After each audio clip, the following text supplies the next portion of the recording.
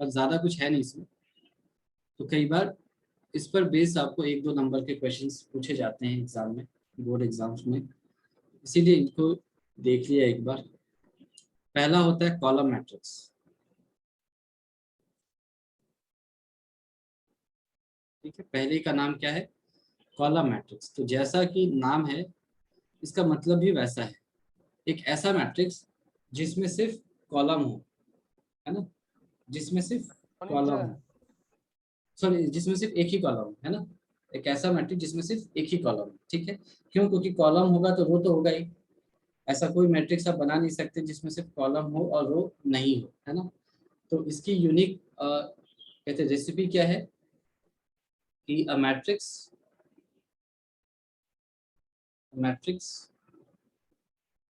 which has only one column। ये इसकी speciality है। कैसे पहचानेंगे इसको? कहीं भी मैट्रिक्स देखा जिसकी सिर्फ एक कॉलम है उसको कॉलम मैट्रिक्स बोला। तो फिर अगला क्वेश्चन है कि क्या रो पर भी ऐसा कोई कॉन्स्टेंट है क्या कि 2 रो होनी चाहिए या 3 रो होनी चाहिए? तो नहीं, there can be any number of rows. इस पर कोई सीमा नहीं निर्धारित है, एनी नंबर ऑफ रोज। ठीक है, कितने भी रोज हो सकते हैं। तो इसका एग्जांपल आपने कुछ भी ले लिया, है ना, कोई भी ऐसा एग्जांपल ले लो जिसमें सिर्फ एक कॉलम है, जैसे मान लो 1 2 ले लिया ऐसा। तो इसमें कॉलम तो एक है लेकिन रो क्या आपको दिख रहे हैं? 2। तो ये 2/1 का मैट्रिक्स है। फिर आपने लिया मान लो 1 2 और 3, तो क्या ये कॉलम मैट्रिक्स है? तो हाँ, ये बिल्कुल कॉलम मैट्रिक्स है। इसमें फिर क्या स्पेशलिटी है कि नंबर ऑफ रोज है 3 और नंबर ऑफ कॉलम है 1। ठीक है, इस तरह के और भी हो सकते हैं, 4 रो ले लो, 5 ले लो, n ले लो, उससे फर्क नहीं पड़ता है। जनरल इसको कैसे लिखते हैं कि a इज इक्वल टू ए आई जे, है ना, ऐसा लिखते हैं। ये एक मैट्रिक्स होता है। नंबर ऑफ रोज क्या हो गया? कुछ भी हो सकते हैं, m/1, याद रहेगा, है ना, सिंपल है ये। ए आई जे, रोज कुछ भी रख दिया तो कितनी बार हम 1 2 3 4 लिखते जाएंगे, तो उसकी जगह हमने एक वेरिएबल रख दिया m। m को आप कुछ भी रख दो, ग्रेटर देन 1, मतलब 1 ग्रेटर देन 1 कुछ भी रख दो m को, है ना। लेकिन जो बाई यानी जो कॉलम को रिप्रेजेंट कर रहा है ना जी, उसकी वैल्यू 1 ही हो सकती है। ये कॉलम मैट्रिक्स का डेफिनेशन। तो अगर आप पूछ सकते हैं कि अगर कॉलम मैट्रिक्स ऐसा होता है, कॉलम के साथ ऐसा हो रहा है, तो क्या रो के साथ भी ऐसा कर सकते हैं क्या? तो आंसर मिला हाँ, बिल्कुल कर सकते हैं। तो फिर आपने पूछा कि उसका नाम क्या होगा, तो इसी नोट पर उसका नाम क्या हो जाएगा? Row matrix. उसका नाम क्या हो जाएगा? Row matrix. यानी एक ऐसा मैट्रिक्स जिसमें केवल एक ही रो हो, उसको हम क्या कहेंगे? Row matrix. तो अ मैट्रिक्स विच हैज या विथ ओनली वन रो, एक ऐसा मैट्रिक्स जिसमें सिर्फ एक ही रो हो। आगे क्या लिखा? Any number of columns. Columns तो कितने भी रख दी फर्क नहीं पड़ता, एनी नंबर ऑफ कॉलम्स। तो इसका एग्जांपल भी सेम हो सकता है, जैसा रखना चाहो आप। ऐसा रख दिया 1 2, एक रो है, 2 कॉलम है। फिर आगे रखा एक रो, कॉलम की संख्या बढ़ा दी, कोई फर्क नहीं पड़ता। तो कब तक लिखते जाएंगे? तो इसीलिए हमने जनरल से लिख दिया, ए आई जे ऐसा करके लिख दिया। अब ये बताओ इसको कैसे डिफाइन करेंगे आगे? 1/n। हाँ, वेरी गुड, 1/n ऐसा। ठीक है, यानी कॉलम कुछ भी रख दो, 1 से ज्यादा, 1 या उससे ज्यादा कुछ भी रख दो, रो हमेशा फिक्स है 1। तो ये समझ में आ गया आपका कॉलम मैट्रिक्स यस। क्या है, रो मैट्रिक्स क्या है। ठीक है, तो तीसरा है स्क्वायर मैट्रिक्स। स्क्वायर मैट्रिक्स तो अभी तक हमने क्या पढ़ा था, आपको अगर ध्यान हो तो हमने पढ़ा था कि मैट्रिक्स क्या है, एक ऑर्डर अरेंजमेंट है। और कैसा ऑर्डर अरेंजमेंट है, एक रेक्टेंगुलर अरेंजमेंट है। तो मतलब क्या है रेक्टेंगुलर का, कि वो रेक्टेंगल जैसे दिखेगा, यानी कि नंबर ऑफ रोज और नंबर ऑफ कॉलम्स अलग अलग हो सकते हैं। ठीक है, यही मतलब होता है ना रेक्टेंगल का, कि लेंथ अलग हो सकता है, विड्थ अलग हो सकता है। लेकिन अगर आपने जबरदस्ती दोनों को पकड़ के सेम कर दिया तो क्या हो जाएगा, वो रेक्टेंगल एक स्क्वायर बन जाएगा, है ना। स्क्वायर। तो स्क्वायर मैट्रिक्स जो है बहुत ही इंपॉर्टेंट मैट्रिक्स होता है। क्यों, इसकी खासियत क्या होती है, एक तो ये आपको समझ में आ गई कि भाई नंबर ऑफ रोज और नंबर ऑफ कॉलम्स बराबर होते हैं। दूसरा कि इसके बाद जो चैप्टर आप पढ़ेंगे डिटर्मिनेंट्स, तो डिटर्मिनेंट सिर्फ स्क्वायर मैट्रिक्स का ही निकाला जा सकता है। डिटर्मिनेंट का सिंपल मतलब होता है वैल्यू। जैसे मैंने आपको इक्वेशन दिया x + 5 = 0, तो x की वैल्यू -5 है, तो वैल्यू निकाल लिया आपने। तो डिटर्मिनेंट का मतलब होता है वैल्यू, और वैल्यू सिर्फ स्क्वायर मैट्रिक्स की ही निकल सकती है, किसी भी मैट्रिक्स की नहीं निकल सकती है। तो इसीलिए स्क्वायर मैट्रिक्स थोड़ा सा स्पेशल होता है, तो इसको आप थोड़ा स्पेशल ट्रीट कर सकते हो। इसकी खासियत क्या हो गई, तो लिख लिया यहाँ पर, number of rows is equal to number of columns. Number of rows और नंबर ऑफ कॉलम्स आपको बराबर हो जाएंगे। तो एग्जांपल में कुछ भी लिख लिया, जैसे मान लो ऐसा लिखा 1 2, ये हो जाएगा 3 4। नंबर ऑफ रोज क्या है 2, नंबर ऑफ कॉलम्स क्या है 2। फिर जैसे 1 2 3 लिखा, यहाँ पे हो जाएगा 4 5 6 7 8 9। तो नंबर ऑफ रोज हैं 3, नंबर ऑफ कॉलम्स भी 3 है। तो ऐसा कब तक लिखेंगे, तो उसकी जगह हमने फिर जनरल कुछ लिख दिया। तो बताओ जनरल टर्म में कैसा इसको लिख सकते हैं, इसके ऑर्डर को बता दो कैसा लिखूंगा। n/n। ठीक है, ठीक है, जैसी आपकी इच्छा।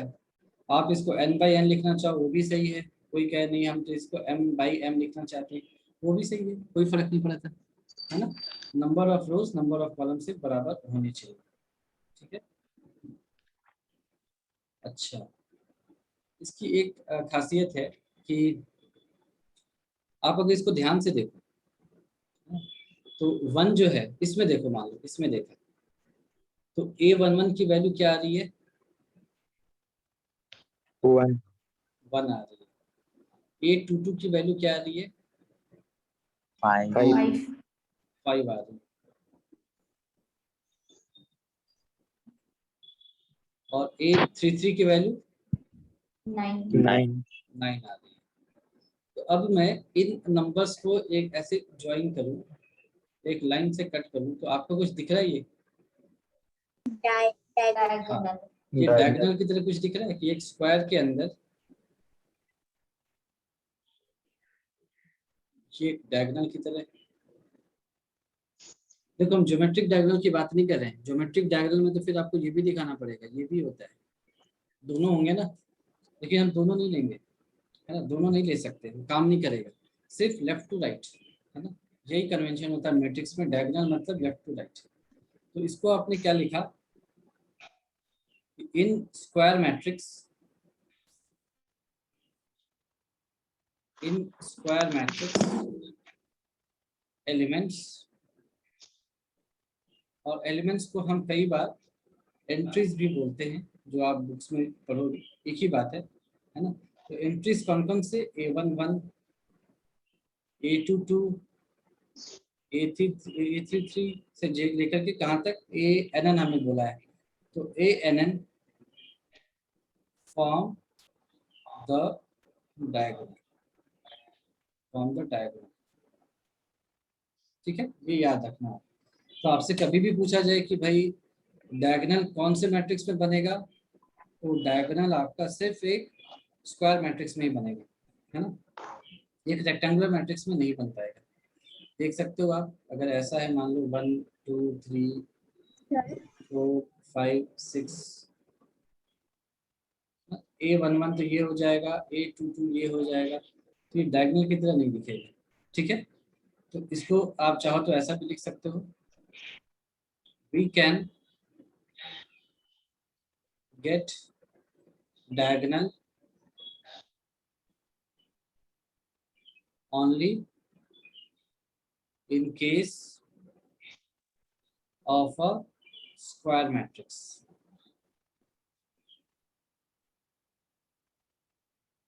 तो ये पॉइंट भी आपको याद रहेगा। तो स्क्वायर मैट्रिक्स की दो खासियत होती है कि उसमें केवल डायगोनल, मतलब डायगोनल केवल स्क्वायर मैट्रिक्स में मिलेगा और डिटर्मिनेंट केवल एक स्क्वायर मैट्रिक्स का ही निकाला जा सकता है। ये उसकी खासियत होती है। ठीक है, समझ में आया यहाँ तक, है ना? Yes sir. तो ये आपका था थर्ड स्क्वायर मैट्रिक्स। हाँ खुशी बोलो। सर डायगोनल मैट्रिक्स में सर जो सेकंड वाला डायगोनल है उसको क्यों नहीं लिया? कौन सा? ये इसको क्यों नहीं लिया, ये Yes. पूछ रहे हो? ये इसलिए नहीं लिया क्योंकि इसकी कोई सिमेट्री नहीं है। जैसे मान लो कि A11 A22 की कोई खासियत है। क्या खासियत है उसकी? कि इसका हाँ नंबर ऑफ रो और नंबर ऑफ कॉलम इसके लिए बराबर है ना? लेकिन अगर मैं ये कहूँ आपको, ऐसा कहूँ, मान लो ऐसा कुछ कहूँ 7 के लिए बोलो, तो इसके लिए रो क्या है? 3 और कॉलम क्या है? 1, है कि नहीं? उसी तरह से इस 3 के लिए कहूँ तो इसके लिए क्या है? ये ए रो है आपका 1, कॉलम है आपका 3। तो इसमें कोई स्पेशलिटी नहीं है ना? इसकी कोई स्पेशलिटी नहीं है। इसीलिए हम यहाँ पे कह रहे हैं, मतलब प्रिसाइजली इसको कह रहे हैं कि हम ज्योमेट्रिकल डायगोनल की बात नहीं कर रहे, क्योंकि ज्योमेट्रिकल डायगोनल निकालने से हमें कोई फायदा नहीं होने वाला। ठीक है, लेकिन जब हम लेफ्ट टू राइट आते हैं और वहां पर जो डायगोनल मिलता है वो हमारे काम का है। क्यों? क्योंकि वहां पर उसके लिए number of rose and number of columns same रहते हैं। तो ये एक स्पेशलिटी है जो बाकी चीजों से उसको अलग करती है। ठीक है, ठीक है, याद रहेगा? Yes. चलो, तो ये हमने क्या पढ़ा? एक स्क्वायर मैट्रिक्स और उसके बारे में, डायगोनल के बारे में हमने बात कर लिया। तो जो अगला मैट्रिक्स है उसका नाम ही डायगोनल मैट्रिक्स है ना? उसका नाम ही होता है डायगोनल मैट्रिक्स। रेक्टेंगुलर नहीं हुआ इसमें रेक्टेंगुलर बाकी है ना? नहीं, रेक्टेंगुलर करके कुछ नहीं होता। मैट्रिक्स तो रेक्टेंगुलर ही होता है। हमने मैट्रिक्स जब स्टार्ट किया होगा तो भी बताया होगा कि मैट्रिक्स का मतलब ही होता है रेक्टेंगुलर अरेंजमेंट है।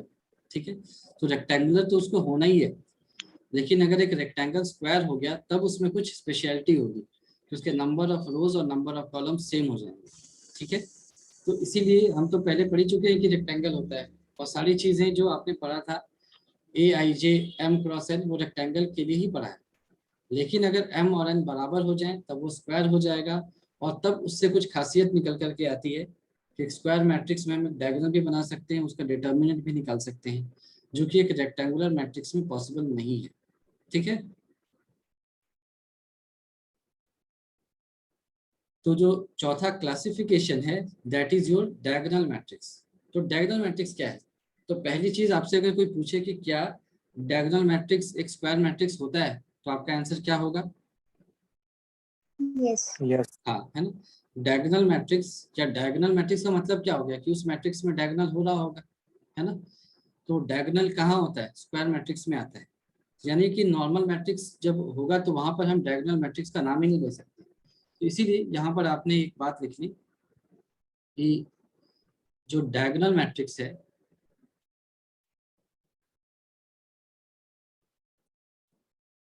डायगोनल मैट्रिक्स बस या सिर्फ स्क्वायर मैट्रिक्स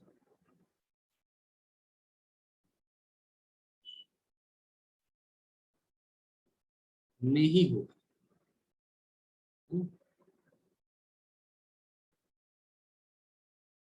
ठीक है, डायगोनल मैट्रिक्स क्या होगा? सिर्फ स्क्वायर मैट्रिक्स में ही होगा।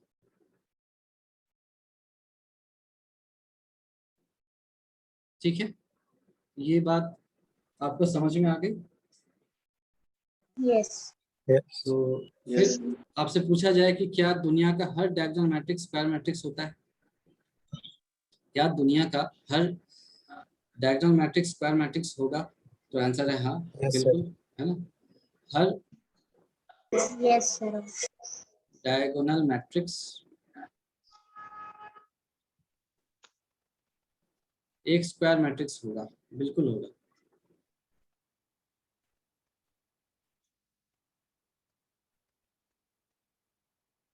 ठीक है, तो ये तो रह गई उसकी डेफिनेशन और प्रॉपर्टी की बात कि वो दिखेगा कैसे। अब हम आते हैं उसके एलिमेंट्स के ऊपर कि भाई उसके एलिमेंट्स क्या होते हैं, है ना। तो उसके एलिमेंट्स को डायगोनल मैट्रिक्स और नॉर्मल स्क्वायर मैट्रिक्स में फिर कुछ तो डिफरेंस रहा होगा, जिसकी वजह से हम इसको अलग से पढ़ रहे हैं। तो इसकी खासियत होती है कि जितने भी आपके ऑफ डायगोनल या नॉन डायगोनल एलिमेंट्स होते हैं ना, ऑल नॉन डायगोनल एलिमेंट्स, इसको ऑफ डायगोनल भी कई बार बोला जाता है, एक ही चीज है। All non diagonal elements are zero, are zero, ठीक है। तो इसका मतलब है, इसको हम ऐसे डिफाइन करते हैं कि B is equal to BIJ, ऐसे डिफाइन कर दिया। और इसको जैसे हमने n क्रॉस n माना था, तो अभी भी n क्रॉस n मान लिया, ठीक है। और इसके बारे में हमने एक चीज लिख दी कि BIJ इज इक्वल टू 0 कब, when I is not equal to j and BIJ is, चलो ऐसा जरूरी नहीं है, डायगोनल के वैल्यूज भी 0 हो सकते हैं, पर ऑफ डायगोनल हमेशा ही 0 होगा। ये बात समझ में आई। Yes. चलो एक एग्जांपल दे Yes, करके और क्लियर कर सकते हैं कि, है ना। एक एग्जांपल, मैं दूसरा कुछ लिखने जा रहा था, उसको क्यों नहीं लिखा वो अभी एग्जांपल से आपको बता देता हूँ। जैसे मान लो ऐसा लिखा 1 2 3 0 0 0 0 0 0 ऐसा। तो पहला क्वेश्चन कि क्या ये स्क्वायर मैट्रिक्स है, तो number of rose number of columns के बराबर है क्या, तो हाँ ये स्क्वायर मैट्रिक्स तो है। तो अगर स्क्वायर मैट्रिक्स है तो इसका डायगोनल क्या होगा, एग्जिस्ट करेगा, बिल्कुल ये एग्जिस्ट करेगा बिल्कुल। जैसा पहले आपने देखा तो ऊपर में कि ये स्क्वायर मैट्रिक्स थे, डायगोनल एग्जिस्ट कर रहा था, लेकिन इनको हमने डायगोनल मैट्रिक्स नहीं बोला था। यहाँ पर फिर देखा कि डायगोनल के अलावा, तो डायगोनल है तो पहले डायगोनल को हमने आइडेंटिफाई कर लिया, ये है मेरा डायगोनल। तो फिर देखा इसके अलावा सारे एलिमेंट्स, सारे नॉन डायगोनल एलिमेंट्स 0 हैं क्या, तो लिख लिया यहाँ पे non diagonal elements equal to 0 हैं क्या, तो हाँ बिल्कुल है ना। सारे नॉन डायगोनल एलिमेंट्स यहाँ पर 0 हैं, तो इससे मैंने बता दिया कि भाई तब तो ये पूरा डायगोनल मैट्रिक्स है, कोई टेंशन नहीं। आप इसको फिर खुलेआम डायगोनल मैट्रिक्स डिक्लेयर कर सकते हो, कोई दिक्कत नहीं। समझ में आया, ठीक है। Yes, sir. है ना। तो सबसे पहले स्क्वायर मैट्रिक्स देखा, स्क्वायर मैट्रिक्स है तो भाई डायगोनल एग्जिस्ट करेगा ही। तो डायगोनल को आइडेंटिफाई कर लिया, A11 A22 A33 and so on, जितने ऑर्डर के हैं। डायगोनल को आइडेंटिफाई करने के बाद जितने नॉन डायगोनल एलिमेंट्स थे उनको देखा, फिर पूछा कि क्या ये डायगोनल मैट्रिक्स है। अगर वो सारे 0 हैं और नॉन डायगोनल या ऑफ डायगोनल एलिमेंट्स, तो फिर वो डायगोनल मैट्रिक्स है, वरना नहीं है, ठीक है। तो अगर ये बात समझ में आ गई तो और एक एग्जांपल देख करके देखा कि जैसे 1 2 3 0 0 0 0 0 5। तो पहला क्वेश्चन, स्क्वायर मैट्रिक्स है क्या, यस सर।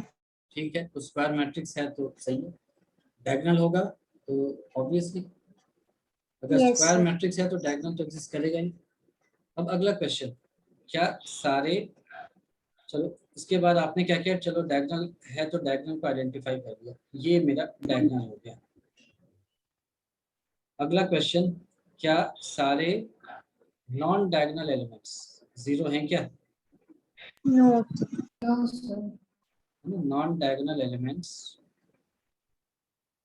इक्वल टू 0 है, तो आपको आंसर दिख रहा है नहीं, इसकी वजह से 0 नहीं है, तो क्रॉस किया। तो फिर दिस इम्प्लाइज क्या ये डायगोनल मैट्रिक्स होगा?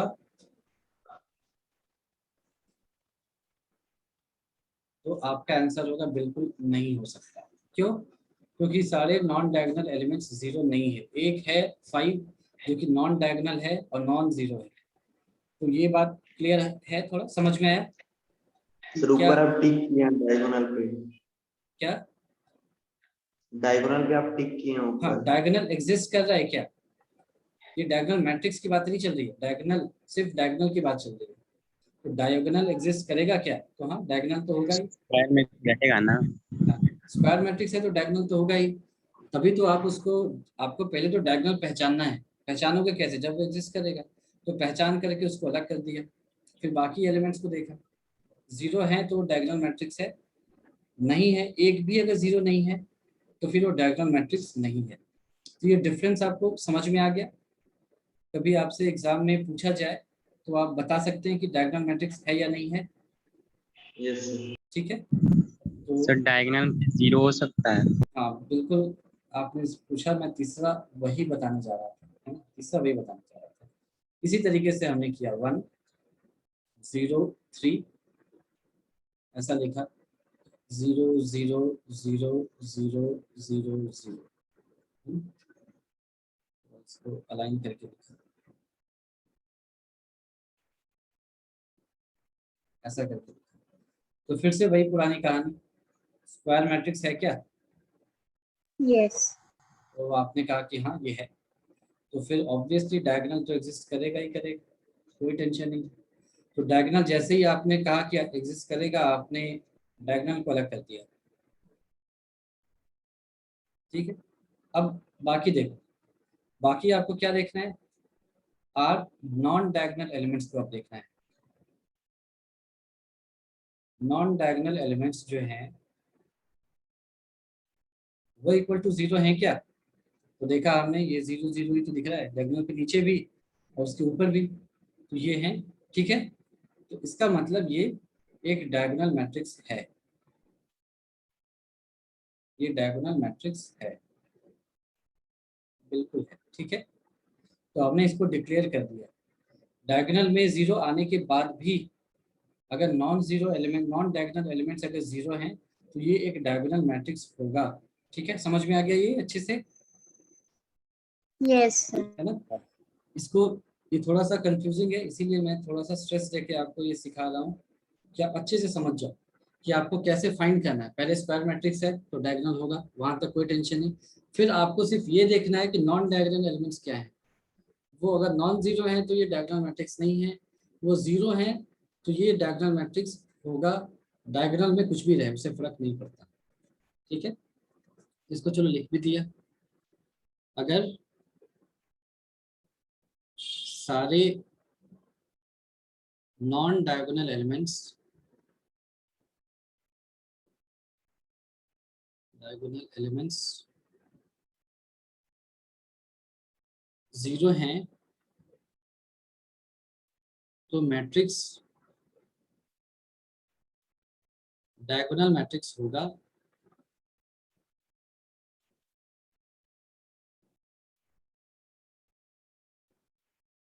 चाहे डायगोनल एलिमेंट्स सर हाँ बोलो। सर इसमें डायगोनल मैट्रिक्स में डायगोनल एक ही माना जाता है ना? हाँ, आपको देखो, एक स्क्वायर में कितने डायगोनल हो सकते हैं? नॉर्मल स्क्वायर में 2 हो जाएंगे, है ना? 2। तो वो क्या हो गया? Geometrical diagonal. तो उसमें लेफ्ट से राइट भी एक डायगोनल होता है, एक राइट से लेफ्ट भी होता है। लेकिन जो राइट से Yes. लेफ्ट आता है मैट्रिक्स के अकॉर्डिंग, उसकी कोई स्पेशलिटी नहीं होती है। मतलब वो थर्ड रो फर्स्ट कॉलम हो सकता है, फर्स्ट रो थर्ड कॉलम हो सकता है ना? फोर्थ रो फर्स्ट कॉलम हो सकता है, फोर्थ रो या थर्ड रो फोर्थ कॉलम हो सकता है, सॉरी फोर्थ नहीं सेकंड कॉलम आएगा, ऐसे करके। तो उसकी कोई स्पेशलिटी नहीं है कि यही होगा। हम पहचान नहीं सकते अनटिल अनलेस हम उसको ड्रॉ करके देखें, इसीलिए हम उसको कंसिडर नहीं करते हैं। तो हम कंसिडर Okay, किसको करेंगे, जो हमारे काम का होगा, जैसे A11, A22, A33, A44, A55, जिसमें हम बिना देखे बता सकते हैं कि अच्छा रो कॉलम बराबर है, तो इसको हमने डायग्राम बोल दिया। ठीक है, तो डायग्राम मैट्रिक्स होपफुली आपको अच्छे से समझ में आ गया होगा। तो फिर इसका वैसे और भी 2-3 सब पार्ट्स हैं, तो आज के लिए हम देख लिया जहां तक होता है, स्केलर मैट्रिक्स पढ़ लेते हैं। सर हाँ बोलो। सर डायगोनल मैट्रिक्स में डायगोनल का एक एलिमेंट होना चाहिए और सारा 0 हो सकता अच्छा, इसको कह लो कि ये भी 0 होना चाहिए, अगर ये 0 0 0 हो गया तो क्या होगा, ऐसा कुछ कह रही हो क्या? है। मतलब सर ये 2 0 हो गया और 1 रहा तो भी हो सकता है। हाँ बिल्कुल बिल्कुल, ये तीनों 0 होंगे तो भी डायगोनल मैट्रिक्स होगा। इसका वैसे एक अलग नाम भी आता है जिसको हम नल मैट्रिक्स नल कहते हैं, उसको हम नल Yes. मैट्रिक्स कहते हैं, लेकिन नल मैट्रिक्स एक स्क्वायर मैट्रिक्स हो ऐसा जरूरी नहीं है ना। चलो मैं बताऊंगा, अभी नल मैट्रिक्स तक हम पहुंचे नहीं हो, लास्ट होता है। ठीक है, मैं नल मैट्रिक्स तक पहुंचूंगा तो बताऊंगा। डायगोनल मैट्रिक्स में आपको सारे नॉन डायगोनल एलिमेंट्स 0 होने चाहिए। ठीक है, बस इतना ही आपको याद रखना है। ठीक है, बाकी डायगोनल एलिमेंट से मतलब नहीं है। तो आपने पहले देखा स्क्वायर, उसके बाद डायगोनल, उसी का एक सब पार्ट आता है स्केलर मैट्रिक्स। ठीक है, तो इसमें क्या है, तो सबसे पहले क्या है कि ये एक स्क्वायर मैट्रिक्स है ना, यह एक स्क्वायर मैट्रिक्स है।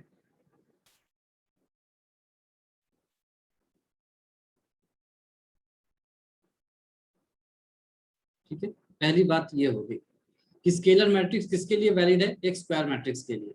दूसरा, इसको एक डायगोनल मैट्रिक्स भी होना पड़ेगा। यह एक डायगोनल मैट्रिक्स है।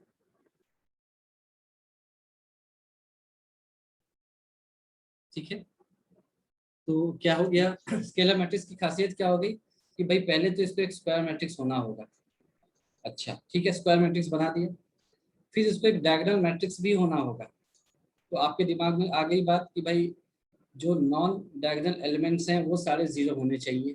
अब आगे ये क्या कहता है, ये कहता है कि जितने भी आपको डायगोनल एलिमेंट्स हैं, ऑल डायगोनल एलिमेंट्स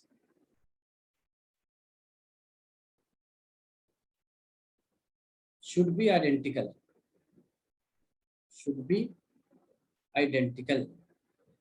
ठीक है, ये एक और बात आखिरी में जोड़ देता है। ठीक है, ऊपर आप देखो, जैसे हमने सबसे पहले में क्वेश्चन में देखा, जैसे पहले क्वेश्चन में देखा क्या स्क्वायर मैट्रिक्स है, हाँ, तो क्या इसके नॉन जो डायगोनल एलिमेंट्स है वो 0 है, तो आंसर था हाँ, तो ये डायगोनल मैट्रिक्स हो गया। अब ये कह रहा है कि अगर इस डायगोनल मैट्रिक्स को स्क्वायर मैट्रिक्स होना है ना, तो जितने आपके नॉन डायगोनल एलिमेंट्स, सॉरी जितने इसके डायगोनल एलिमेंट्स हैं 1 2 3, ये सेम होने चाहिए, यानी ये सारे 1 1 हो जाएं, या ये सारे 2 2 हो जाएं, या ये सारे 3 3 हो जाएं। अगर ऐसा है तब ये डायगोनल मैट्रिक्स क्या हो जाएगा, एक स्केलर मैट्रिक्स भी होगा। तो इसका एग्जांपल ले लिया फिर वैसे 1 1 1 0 0 0 0 0 0, ये आपका एक स्केलर मैट्रिक्स होगा। फिर आपने ले लिया, चलो 1 1 1 नहीं रखा क्योंकि इसका एक स्पेशल नाम होता है, तो ये आगे बताया जाएगा। तो अभी के लिए 1 1 1 छोड़ करके कुछ और ले लिया, 2 2 2 ले लिया। फिर 3 3 3 ले लिया, 0 0 0 ले लिया, यहाँ पर भी 0 0 0 ले लिया। ऐसे और भी किसी ऑर्डर का ले सकते हैं, 2 2 0 0, ये भी एक स्क्वायर मैट्रिक्स, स्केलर मैट्रिक्स है। ठीक है, यहाँ तक समझ में आया कि डायगोनल मैट्रिक्स में और आपके स्केलर मैट्रिक्स में क्या डिफरेंस है, ये समझ में आया। ये सारी चीजें सेम है, पर जो डायगोनल पर जो एलिमेंट्स है ना, उनको भी आप सेम कर दो, है ना, उनको भी सेम कर दो, तब वो डायगोनल मैट्रिक्स तुरंत स्केलर मैट्रिक्स में कन्वर्ट हो जाएगा। ठीक है, तो यहाँ तक कोई दिक्कत नहीं है ना। No, sir. तो इसके बाद 2 और सिंपल चीजें बचते हैं, एक है आइडेंटिटी